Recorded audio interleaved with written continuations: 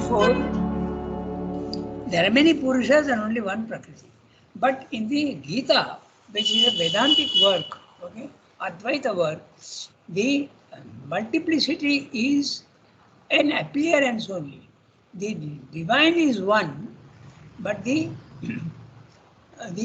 souls are many. It's exactly like the ocean, which is one. The ocean is one, but there are many waves. The waves are not really separate from the sea. So the Vedanta and also the Gita say that the sea is the main thing. The wave is being born and it disappears. It comes into the world and disappears. Whereas so the Sankhya philosophy is paying attention to the waves, and the Gita is paying attention to the sea. That's the whole difference. Okay. Now the other difference, also the difficulty that he is going to tell you. Difficulty means the difference between Sankhya and Gita. Okay. So shall we start reading, because there are still 2 minutes and No, everybody has joined, no, Rangada? no, yeah, our Sunki from Archanadi is. Archanati also has not joined, and Chunki also is there. I joined Rangada. yes, you are there. Okay, in that case we can start. Yeah, you're right. Because 5 of you are already there. So let's start. Okay, we have read it, but we have to No. read it, or we have to read it. Oh, we have not yet read it. Fine, fine. We have to read it. So one of you has to read it. So who will read? Yasmin can read. Pallavi can read. She's from. Does she have the text? Yes, I have the text, Rangada. Oh, very good. Then you read today, because from Singapore to Pondicherry. Okay, you read, Pallavi. There is another difficulty quite as formidable. Yeah. Liberation is the object set before itself by this philosophy as by others. This liberation is effected, we have said, by the Purusha's withdrawal of his consent from the activities of Prakriti, which she conducts only for his pleasure. But in sum, this is only a way of speaking. The Purusha is passive, and the act of giving or withdrawing consent cannot really belong to it, but must be a movement in Prakriti itself. If we consider, we shall see that it is, so far as it is an operation, a movement of reversal or recoil in the principle of buddhi, the discriminative will. Buddhi has been lending itself to the perceptions of the mind sense. It has been busy discriminating and coordinating the operations of the cosmic energy, and by the aid of the ego sense, identifying the witness with her works of thought, sense, and action. It arrives by the process of discriminating things at the acid and dissolvent realization that this identity is a delusion. It discriminates finally the Purusha from Prakriti and perceives that all is mere disturbance of the equilibrium of the gunas. The buddhi, at once intelligence and will, recoils from the falsehood which it has been supporting, and the Purusha, ceasing to be bound, no longer associates himself with the interests of the mind in the cosmic play. The ultimate results will be that Prakriti will lose her power to reflect herself in the Purusha. For the effect of the ego sense is destroyed, and the intelligent will, becoming indifferent, ceases to be the means of her sanction. Necessarily, then, her gunas must fall into a state of equilibrium. The cosmic play must cease, the Purusha return to his immobile repose. But if there were only the one Purusha and this recoil of the discriminating principle from its delusions took place, all cosmos would cease. As it is, we see that nothing of the kind happens. A few beings among innumerable millions attain to liberation or move towards it. The rest are in no way affected, nor is cosmic nature in a play with them one with inconvenienced by this summary rejection, which should be the end of all her processes. Only by the theory of many independent Purushas can this fact be explained. The only at all logical explanation from the point of view of Vedantic monism is that of the Mayavad. But there the whole thing becomes a dream. Both bondage and liberation are circumstances of the unreality, the empirical blunderings of Maya. In reality, there is none freed, none bound. The more realistic Sankhya view of things does not admit this phantasmagoric idea of existence and therefore cannot adopt this solution. Here too we see that the multiplicity of souls is an inevitable conclusion from the data of the Sankhya analysis of existence. Yeah. So he is establishing in Sankhya, the multiplicity of souls is a fact. As I told you, the Sankhya philosophy is insisting that the waves are the main thing. And the wave, when it realizes that it is part of the sea, dies down and goes back into the sea. This image you can understand that the human being, when it realizes that it is part of the infinite divine consciousness, it goes back into where it came from. It's very similar to the wave coming into existence from the sea and going back into the sea. The only thing is, in the wave, it is mechanical, whereas you have to think of it as a conscious decision of the soul, individual soul. This is what he is explaining. But the problem is that the Gita is a Vedantic work and it does not accept fully the Sankhya because it goes to a higher level. It says, okay, it is true that the waves are there, but the sea is more important. If the sea is not there, from where can the waves come? So why are you stressing so much on the waves? It's the sea that we have to see. So there is only one self. The other selves are only appearances. They are like waves which are born and which go back to where they came from. This is the difference. Okay? So he is stressing the difference because the Gita is using Sankhya and yet does not agree with it. That's the difficulty he is discussing here. And also the yoga, that also we will see. But there is one very interesting thing which is there, and that we shall see. So I'll read each sentence and we'll see. Okay? There is another difficulty quite as formidable. Liberation is the object set before itself by this philosophy as by others. So in India, the whole, whichever school of yoga you were interested in, it would be the liberation.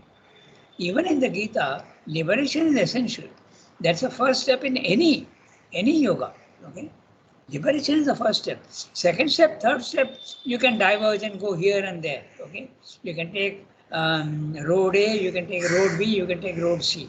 But the liberation is common to everybody. That's what he's saying. Okay, this philosophy, as by others, this philosophy, Sankhya. Okay? This liberation is effected, we have said, by the Purusha's withdrawal of his consent from the activities of Prakriti. This is the Gita. Okay?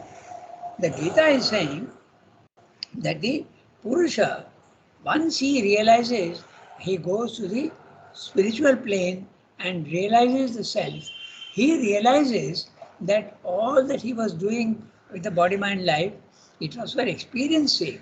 And when you want experience, you actually allow experience to take place. Freedom. Okay? In fact, in our system also, your mistakes are allowed because only mistakes will give you experience. Okay, so one should not be afraid of mistakes. So, so Purusha realizes that it has given its consent. The soul realizes it has allowed the body, mind, life to do whatever it is doing, including all the so-called vices. Okay, so even jealousy, even anger, even enmity, all these things, cruelty, are allowed passively by the soul to get experience of what is what. Okay, In fact, they say in warfare, they say that you can't conquer the enemy unless you know the enemy. So this Purusha agreeing to Prakriti to do whatever it wants is knowing the field. Exactly in the same way, unless you know the field, how will you conquer it? So it allows everything to happen, and then you realize, oh, this is this, oh, that is that. Then you decide what you want to do. And the Gita says the Purusha withdraws his consent. Okay? This is the Purusha withdraws his consent. And then he stops. This is he stops the permission given to the body mind life to do whatever it wants. In practical terms, it means that you decide that you don't want to get angry, for instance. Earlier, you were justifying your own anger, you are allowing it, but now you realize that you are pure consciousness, you are not the body mind life. You realize that this is actually harming you, and you decide to put an end to your anger. So you withdraw the permission. And what happens?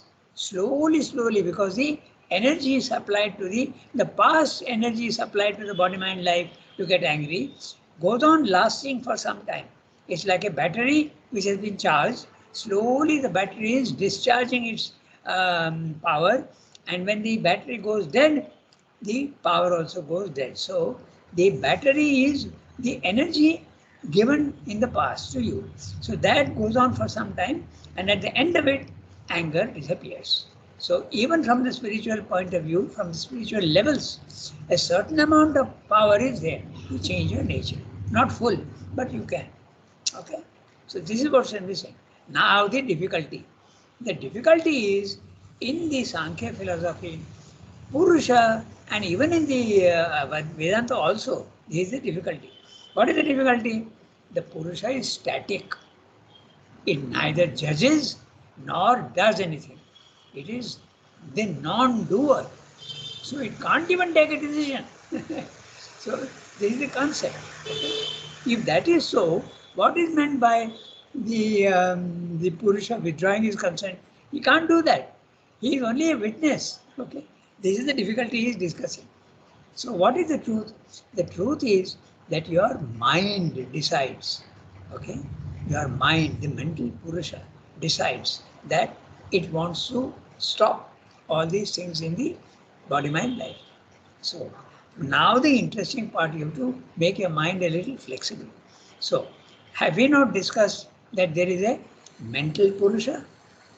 So the mental Purusha is the one that discovers this, and when it says, I don't want to give permission to it, the mental Purusha becomes the self. It's the same thing. Remember, we have been stressing this again and again. We have been saying that the supreme self, the overmind self, the intuitive self, higher mind self, element mind self, the mental self, all these things are only different stages of the self. So the mental Purusha at our level, which is the mind, slowly understands that it doesn't want that. It transforms itself into the adult self. Okay? Yesterday I was yesterday or wherever, that you are a child in the beginning, then you become an adolescent, and then you become an adult, and finally you become an old man. The same thing at different stages. So there is no difficulty in understanding that your mind takes the decision, not the self. The universal self is static, but your mental Purusha takes the decision and grows and becomes the universal self. This is what Shelby is saying. This is how it is explained. Okay? So now I read. With this explanation, you will read, you will understand what he is saying. This liberation of what? The soul, the consciousness of the soul from the imprisonment of body-mind life. Okay? The body-mind life is a house in which you have been house arrest. You are under house arrest and you have to get rid of it. This liberation is effected, as we have said, by the Purusha's withdrawal of his consent from the activities of Prakriti. Prakriti is your body, mind, life individually, and universally, Prakriti is matter, the principle of mind, and the principle of the principle of life, and the principle of mind. These three planes. Okay, so But the difficulty, the Purusha is passive, it does not act, and the act of giving or withdrawing consent cannot really belong to it, but must be a movement in Prakriti itself. So, what is that part in Prakriti which decides to do? Your mind. Okay. So, if we consider, we shall see that it is, so far as it's in operation, a movement of reversal or recoil in the principle of buddhi. The buddhi, the discriminative will. Okay. So, the buddhi, the word buddhi is very, very plastic in our Indian philosophy. It can mean normal intelligence. It can also mean your higher mind. It can also mean the highest mind. It depends on the context. So, if you are so the if we consider, we shall see that it is as far as its operation. As far as the operation, that means in the physical world, there is no operation in the self. Remember that. So, while you are in the body, mind, life, you are imprisoned. There is an operation. Your mind is moving, and it decides to reverse or recoil from the principle of buddhi, the discriminating will. Buddhi has been lending. Sorry. Buddhi has been lending itself to the perceptions of the sense mind. Note the language, very interesting. The buddhi, normally we would have said it is identified with the body, mind, life. The same way is saying part of the buddhi is static, it is there. But part of it, it is lending itself. Very interesting word Shyamda has used. Okay, buddhi has been lending itself to the perceptions of the mind sense. The mind sense, the manas, the sense mind. Whatever it is saying, we are thinking it is real, and you are identifying yourself with it. So the buddhi is saying, okay, I accept that what I'm seeing in the physical world, what I'm hearing, what I'm tasting, what I'm touching is all real. I agree. Okay. So you are identified with the body, mind, life.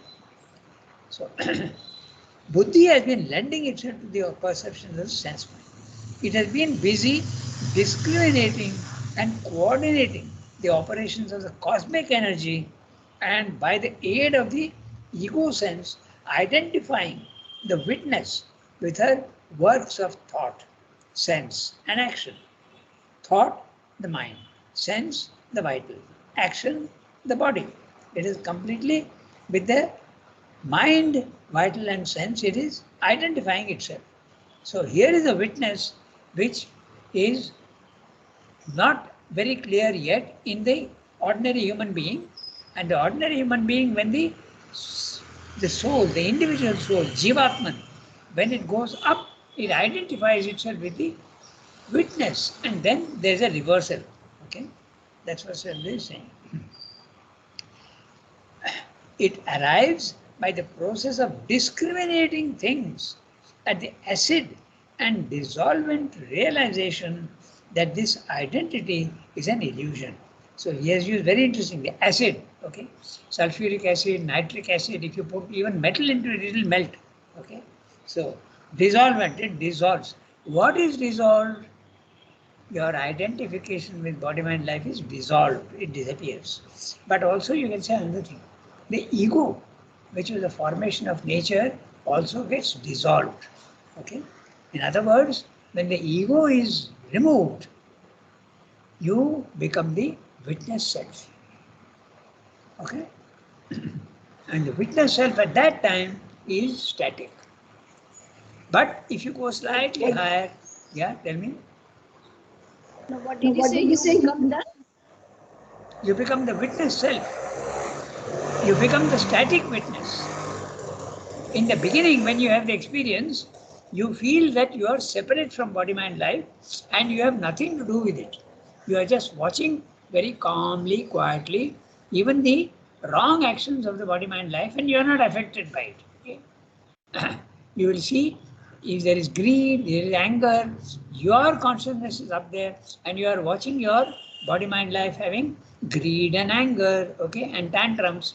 So Srenda uses the word that like a parent who knows that the tantrums of a child, okay, Suppose you take a toy away from a child, he starts crying and howling and all, but it's nothing serious, nothing serious at all. So the witness looks on its own body, mind, life's actions as though it is just tantrums. There is no importance to it. It is just something that a wave comes and disappears. It's just like you indulgently, smilingly look at your own body, mind, life. Okay, but the time comes when he says, "Okay, I am not affected by it, but why should that also be there?" Then you become the Anumanta. The witness, Sakshi, becomes the Anumanta. Now we have come to the Gita. Okay, the the Sankhya philosophy says Purusha is always separate. It is never interfering. It is always static. But in the Gita, you have the concept of the witness self who is non-acting becoming the Anumanta. He becomes the Anumanta. That means you, from an adult, from an adult, from an adolescent state, the soul now becomes the adult state. It realizes that I want to get rid of all this anger and greed also. So it becomes the Anumanta, the permission giver. Okay? So this comes a little slightly higher than the witness self. And when that happens, what happens in the body mind life actually? When you withdraw your permission and say, I don't want this habit, okay, then slowly it disappears. I give the example of a scooter. Na? When you are riding a scooter, the ashram is 100 meters away and I am coming from home, from Kurchikupam on my scooter, and the ashram is 100 meters away. To save petrol, I switch off the engine. Okay, but does the scooter stop? No. So the scooter goes on slowly until it ends up at the ashram. So when you switch off your permission for the anger, it continues with the past energy that you have given it, the past habit, and slowly it ends. Okay. So when you are the Anumanta, this can happen. You can remove your permission to the body mind life. Then what happens? Then you become the Jnata. You become the knower. This is the Gita. You become the knower of things. Oh, so this now I understand the principle of things, how it works. Then you become the Bhokta. You become the enjoyer, but without attachment, without desire, without ego. You become the Bhokta. You actually start enjoying everything. Those things which you did not enjoy earlier, now you start enjoying. Okay. I like to give the example of Karela, the taste which you don't like. Okay. There are so many things. A touch also is there, some which you like and you don't like. Then smell also is there which you like and you don't like. Taste also is there which you like and don't like. Okay. So all these things now make no difference. No difference to you at all. So you become the bhokta. Then you go to a slightly higher level and then you realize that that difference, that complete divorce between Purusha and Prakriti, between the soul and the body, mind, life is really not so. You are the Bharta. You are the one supporting your own body, mind, life. If that support is not there, the body, mind, life can't last. So you become the Bharta. So these are all the stages in the Gita. It is not there anywhere else. Mr. Ramdo, Ranga, yeah, tell me. how can we enjoy without, with detachment? That was the question. The question is, you get rid of your ego. And when do you get rid of your ego? When you lose your identification with body, mind, life. And you must know, your mind must realize that I am pure consciousness. We go back to that Shankaracharya's Nirvana Ashtakam. Okay. Mano buddhi ahankara chittani naham.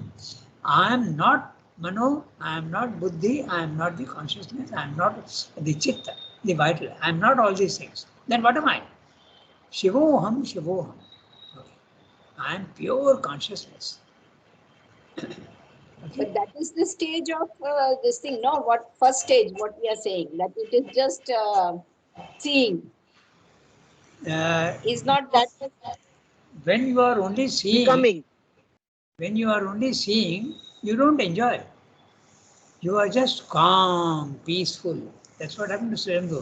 If you read his letter to Dilipda, you will see. Then no emotion at all for Surendra.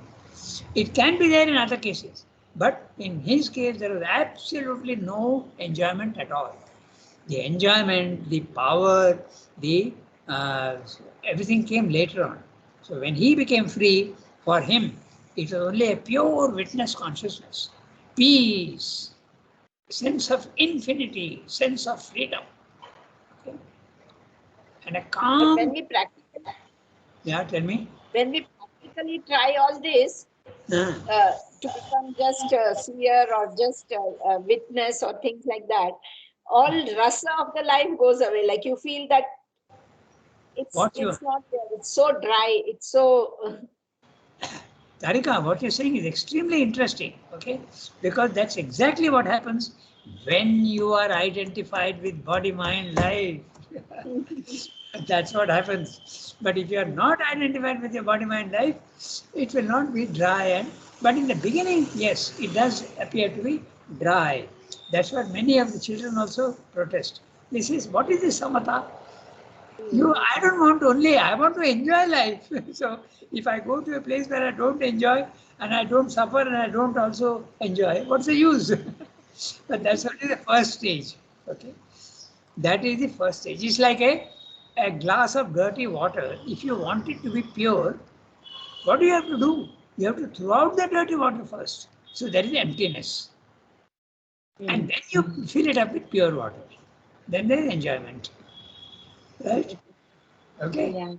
That's a that's the explanation. So this is what this whole para is talking about. Okay, so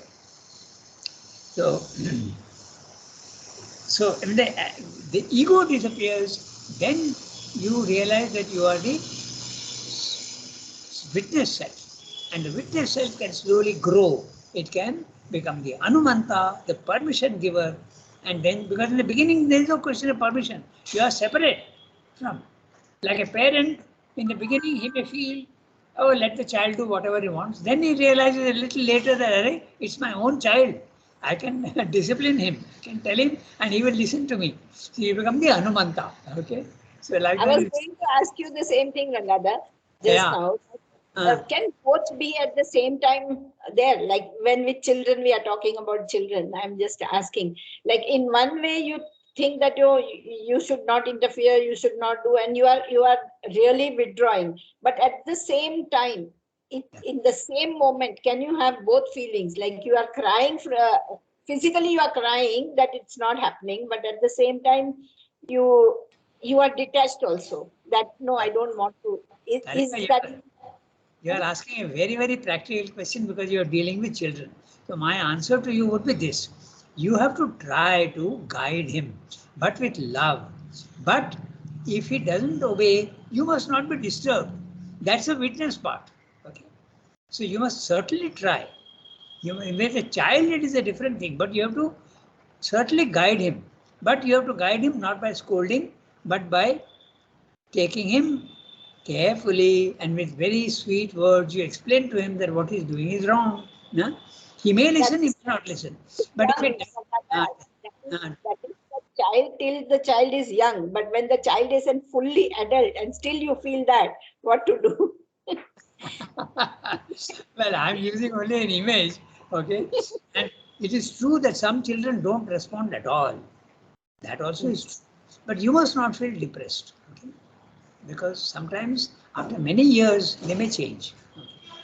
So I know I have heard of some children because of troubles at home. Usually it's like that.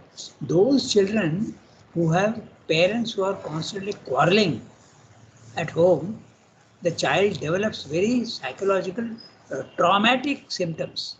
Okay, this is a well-known thing. Okay, and particularly when there is a divorce, the child is undergoes very traumatic uh, experiences. Very traumatic. But not all children. It depends on how developed they are. Some take it in a very philosophic attitude. But this often happens. So there must be harmony at home, then the child feels very secure. So I know one case, I was being told about one case where the child doesn't respond at all. to your love and your affection. And I don't know who the child is, maybe Tarika knows, but the child even actually resents even touch. Okay, so that sort of thing can happen, but you must not lose hope. So it's a very interesting. You must go on trying, go on trying, go on trying. Then the child will come through. It's a very practical application of the Gita. Yeah, that's why I'm like, yeah, then you have to take that attitude. All life is yoga, so you can accept everything. Yes, and normally one gets discouraged. Oh, this child is not responding. I let him do whatever he wants. I won't bother about him. That would be the wrong attitude. So that's why mother said that to be a teacher, you have to be a yogi. Yeah, Yeah, she said that. yeah, To be a teacher is not easy. There was a case in the ashram long ago. I'm talking of the early 50s. There was one gentleman who actually hit somebody, a student. He was removed from the school. Okay. Hitting somebody is absolutely forbidden. You can't do that. But it's very common in the outside schools I hear. They take a yeah. ruler, yeah, they take a ruler and hit you. And sometimes there are cases reported in the newspapers where the child even loses an eye. Okay? Or even there is death sometimes. One boy came 5 minutes late and the teacher said, go round and take 5 rounds of the playground. Okay? In outside school. And that boy was very weak, and when he ran those 5 rounds, he had a heart attack and he died. The parents had to make a case against him. So this sort of thing is not absolutely acceptable. Now you can understand the the freedom that is given in the ashram school. Tremendous amount of freedom is given. Many people say, "Oh, there is no discipline," but discipline is the opposite of freedom. You have to think about that. Yeah. Freedom. Okay. Yes, freedom. No? And but that discipline has to be, the real discipline is when you impose it on yourself, not when it is imposed from outside. Even if it is imposed from outside, it must be done with compassion and understanding. If it is done in a very violent way and you insist egoistically on discipline, it doesn't normally work.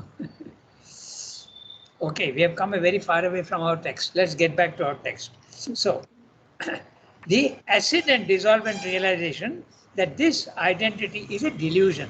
Okay, I am there. So I'm picking up from there again. So, which is what it gets dissolved, as I told you, the identification with the body mind life gets dissolved, or you can put it in a more gross way, your ego gets dissolved. So, you don't feel yourself to be a separate being. Okay, lodged in a human body, in time and space, in a very specific place, you are there. It's now no more like that. When your consciousness rises to the self, you feel yourself to be everywhere. It is not there, it's everywhere.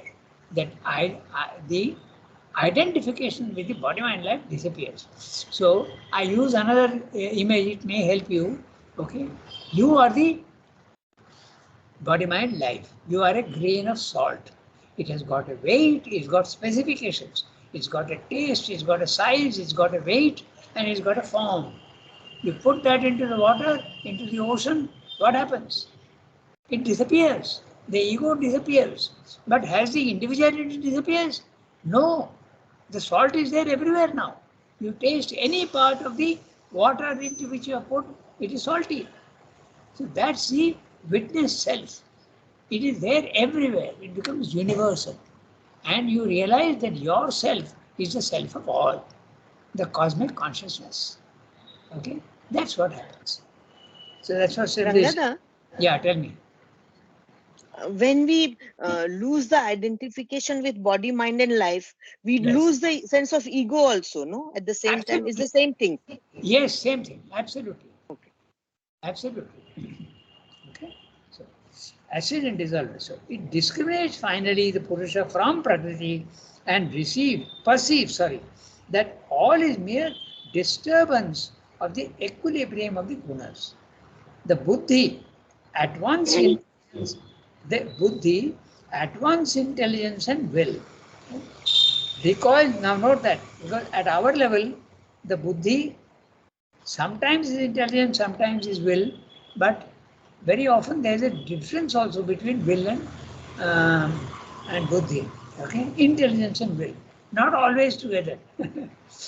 Someone who is very, very intelligent may not have a will. Someone who is very strong, vital will is there, he may not be a very intelligent person. But in the above, in the higher self, the buddhi, at a higher level, it can become both. Okay, recoils from the falsehood. Okay, you realize that this is not the right thing, which it has been supporting. So in the past, you have been supporting. Why? There's a good reason for that also. As I said, because you want to have experience. And you can't have the experience only of good things, then you'll never know the wrong things from which you have to escape. So you have to experience both light as well as darkness. If you live only in light, you will never know what darkness is, and you will never know what light is. It's only if you experience the darkness that you know, oh, this is light. If you are living in light without ever knowing darkness, you will not know that you are living in light.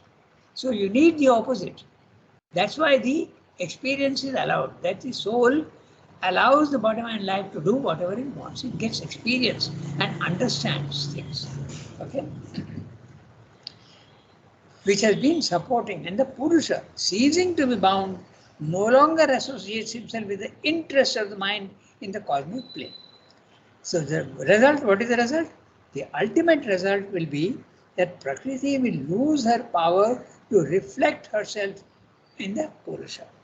So this is what happens. Okay, the Prakriti has the power to put her actions, her thoughts and her emotions, and the soul is very willingly thinking that yes, I am having thoughts, I am having emotions, and I am doing the work. But when you withdraw your permission, then you realize that the Purusha, Prakriti is acting, universal nature is acting, and you are not the doer. This is one of the big experiences in the spiritual life. In spiritual life, the two main starting point experiences are exactly this. You realize that you are not the doer. You are not the body, mind, life.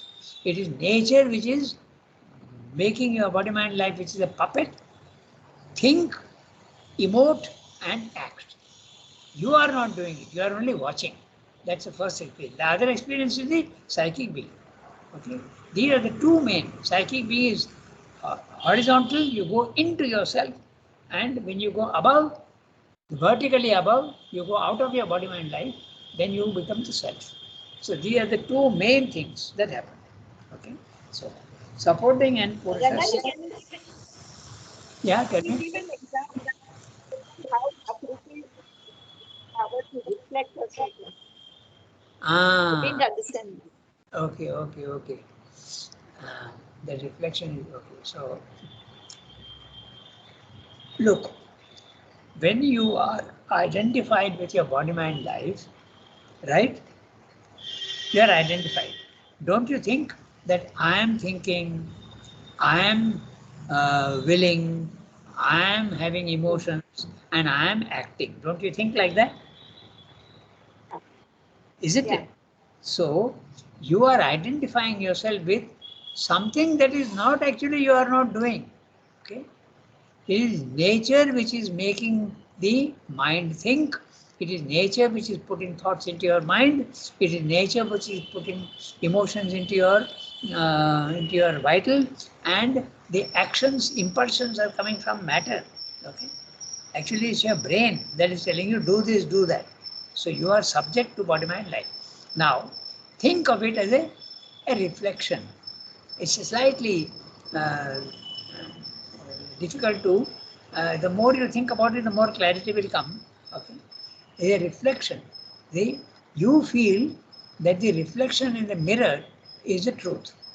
But you realize later on that the reflection is only not the reality. You are quite different from the reflection. You are identifying yourself with the reflection. Or a better image is, okay, the cinema screen. Okay, the cinema screen, which is white, okay, and rectangular. But now think of the self as a screen, but it is not rectangular and it is not even white. Okay, it is featureless, and the body, mind, life's actions, thoughts, and emotions are being thrown on the screen. And the screen, which is conscious, thinking that all these things I am doing, I am having thoughts, I am identified with the images which are being thrown on me. Okay, it's difficult for us to think that the screen can be conscious, but in this case, the screen is conscious. The screen, which is featureless, okay, no color, no form, no shape, infinite. It is identifying itself with the images thrown on it. And what are the images? The thoughts, the emotions, and the actions. Body, mind, life. But when the body, mind, life, the images are switched off, the screen realizes that I am only the screen, which is vast and impersonal, and these were reflections on me. Okay. The more you think about it, I know it's a little difficult, but you think about it in that way, then it's. Tell me. Difficult because you identify with the mirror, then actually what you are seeing in the mirror, no? Cannot be something else. Your internet is not consistently. I can hear some words, I can't hear some other words. So. No, I said the image of the mirror, reflection in the mirror. Yes. Tell me. Is actually whatever we are, that only we see, no? But it is unreal. Huh? It's not real, but it's not real, but at least it is what you are seeing. Like if you see someone else's face, not our own, then you know exactly when you are seeing yourself or you are seeing in the mirror, it's the same thing. I've understood. I've understood what you're saying, but now I'll give you another instance, then you will understand, okay? For the human being, it doesn't work. But take an animal, okay? Take a monkey or a cat, okay? He's looking at the mirror, his own image. But he thinks it is something else. He thinks it is real. You have seen videos where the cat and the monkey go behind the mirror to see who is there. So that is more apt. Okay. The human being has got an intelligence. So you are identifying yourself with that reflection. You think that that is real. Now it's clearer? Yeah, now it's clear. If you go to the animal level, then the image, the metaphor of the screen becomes absolutely understandable. The cat goes behind and sees, there's nobody there. He comes again in front, again goes back, again goes. He is identifying the reflection with the reality. That is not. So, actually, earlier when the TV was just new, at that time people used to think that there are people behind the screen, behind the TV who are doing this. I remember my mother-in-law telling me this, that they really thought that there was someone who was behind the TV and doing the things. Okay, so that's it. All right. So I go to the next sentence. Okay. So what's the next? The ultimate result. The ultimate result will be that Prakriti will lose her power to reflect herself in the Purusha. The identification with body, mind, life ceases, and you realize that you are separate. Okay. Chidananda Rupa Shivoham Shivoham. You go back to the Shankaracharya Nirvana Ashtakam. Mano Buddhi Ahamkara Chittani Naham. I am not the body, I am not the. That's why in the Jnana Yoga, you go on saying to yourself, Neti Neti, na iti, na iti, na iti. I am not the body, I am not the vital, I am not the mind. Then what am I? I am pure consciousness. Chit Ananda Rupa. Shivoham Shivoham. Okay. So that's what he's saying. The ultimate result will be that Prakriti will lose her power to reflect herself in the Purusha. This is a reverse way of saying. He's saying that Prakriti will lose her power and you become free from the clutches of Prakriti. That's the way to, is there. That very, very easily understandable. Okay. For the effect of the ego sense is destroyed and the intelligent will becoming indifferent ceases to be the means of a sanction. Necessarily then, the gunas must fall into a state of equilibrium. The cosmic play must cease, the Purusha return to his immobile repose. The Purusha is returning to his immobile repose. The mental Purusha is identifying himself with body, mind, life, but the mental Purusha grows up and becomes the universal self. Okay? It's the same thing, but it identifies now with something else. I remember one person telling me that in the beginning they had great aspiration, but when they looked at their own defects, they thought that impossible. Yoga is impossible for me. How can it be? I've got so many. I get angry. I've got greed. I've got so many feelings. Okay? I'm attracted to the opposite sex. Impossible for me to do yoga. I will not do it. But after some time, when an experience came that if the psychic is there and you are really that and not this, then the whole thing changed. So this is what Chandra is saying. So what happens? The sea stops making waves. That's what he means by the gunas fall into a state of equilibrium. There are no more waves.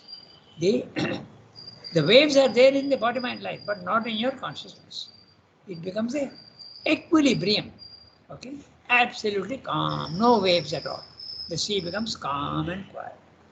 But if there were only the one Purusha and this recoil of the discriminating principle from his delusions took place, all cosmos would cease. This is the argument given by the Sankhya, that if there is, Vedanta is saying that there is only one self. But if one self is there and that one self is, if you are experiencing complete calmness, everybody else also will feel the same because they are one self only. So how does the Vedanta explain this? The Vedanta says that the multiplicity is a secondary reality. It's not the real reality. So Sankhya is absolutely valid at the lower level because if you are happy, I need not necessarily be happy. If you have experienced a self, I need not experience a self. So the multiplicity of selves is established in the Sankhya philosophy, but the Gita goes to the, as I told, it goes to the oneness of self. Then, as I'll repeat, the Sankhya is saying the waves are the main thing. Each wave is different. And the Gita is saying, no, the waves are secondary importance. The wave is, the sea is the main thing. Okay, that's the difference. That's what Chandra is pointing out. Therefore, the Sankhya philosophy is accepted by the Gita only in some ways, not in all ways. That's what Chandra is explaining. Okay, so a few beings among innumerable millions attain to liberation or move towards it. The rest are in no way affected, nor is cosmic nature in a play with them, one whit inconvenienced by the summary rejection, which will be the end of all her processes. So, if one man is getting free, it makes no difference to the universe. It goes on in its own way. Okay? This is something that strikes one very harshly when a very close relative passes away. And you feel that it is something so important for me. But damn it, the world doesn't care one bit. It is not affected at all. It is going on in its own way. I am so much affected, but my neighbor is going on enjoying and seeing the TV and enjoying himself and having fun. It shocks you. Okay.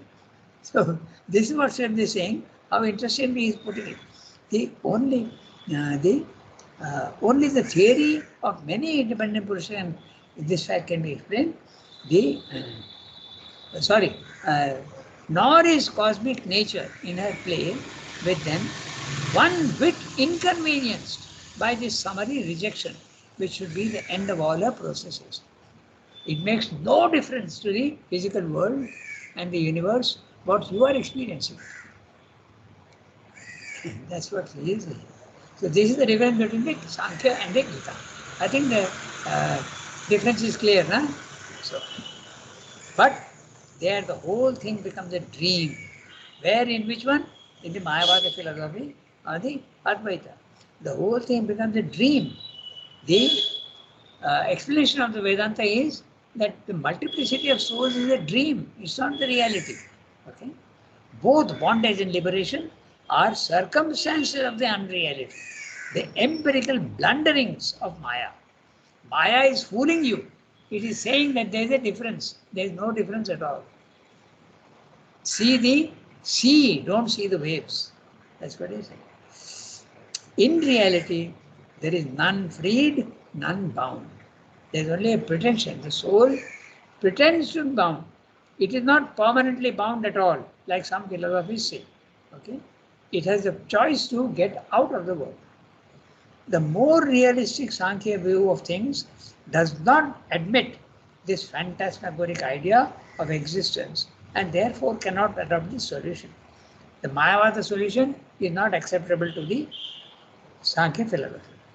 Here too, we see that the multiplicity of souls is an inevitable conclusion from the data of the Sankhya analysis of existence. That completes the paragraph. So, and next time if you want, we'll just quickly summarize the paragraph. Okay. So we stop here today, and next time we have to start with the Gita starts from this analysis. Okay? Have a nice day. Rangada. Okay. Bonne journée, Rangada. Merci. Okay. Thank you, Rangada. Prabhupada. Au revoir, everybody. Have a nice day.